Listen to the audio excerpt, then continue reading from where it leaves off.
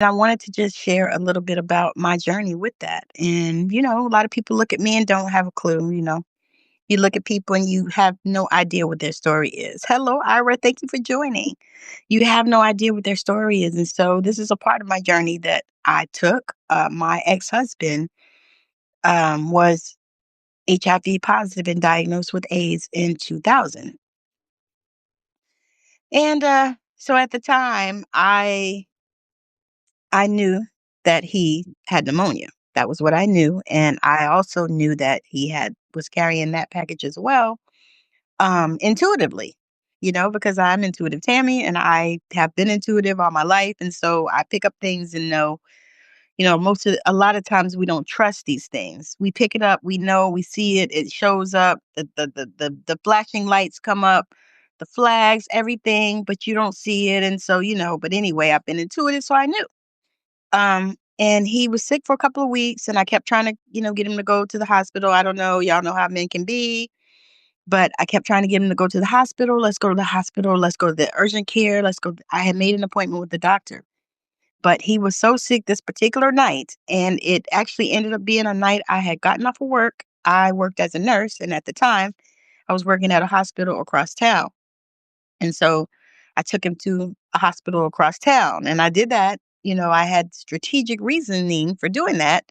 One, because I didn't think I would run into very many people that I worked with. And the other was because the hospital that we were going to wasn't a county hospital.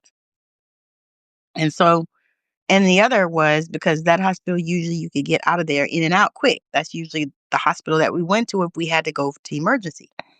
And so we went there and yeah, so um we got everything done and all that stuff, and the doctor came, which was really funny because me trying to avoid people that I knew, I actually had worked with the doctor that we had at another hospital, at the other hospital I worked at.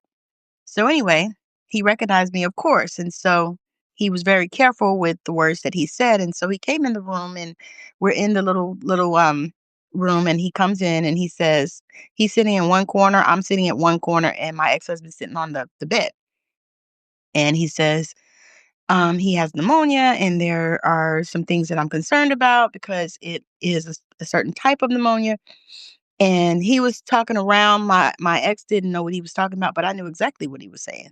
And so he said, "There's a test that we could do, and at that time, you had to you had to prove it. You had to sign up for it. They couldn't just do it."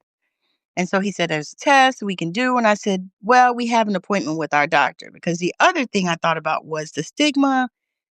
And I thought about, depending on if you go to a private doctor, typically a lot of them don't report. So you're not a statistic. So that was something that I considered. And and anyway, so once we got the diagnosis, which was came a few days later after we went to the doctor, and so it came back and his T cells were like 9 or something, which is supposed to be over 200. It was crazy. And it explained why he felt the way he felt and all the things. And so they sent us to a specialist. And the part of it that I'm sharing from the part of a spouse and a survivor. Um, I did not contract the disease. God, and I always tell people this, and I don't care what people think about it, but God covered me because I did not contract that disease. Did take care of him a little while. He finally um, took his meds and got right and everything, and he was doing well and driving trucks and all that. So anyway, at that time, it felt like a death sentence. But when I think about it now, it wasn't. It wasn't. Now, did it force a lot of changes? I did not tell my children when they were young because at the time they were, I think, like 10 and 12 or 9 and 11 or, like fifth and seventh grade or something like that. Maybe 6 and 8. I don't know. They were young. To me, they were too young for me to be sharing that because I didn't want them to be thinking about, is their daddy going to die and all this stuff because there's so much that to think about as a child. And I know the things that I thought about as a child, and I did not want to put that on them. So I didn't. They didn't find out until later, like way later. until they were old enough to handle it. Um, but I gotta go because I have a dinner reservation.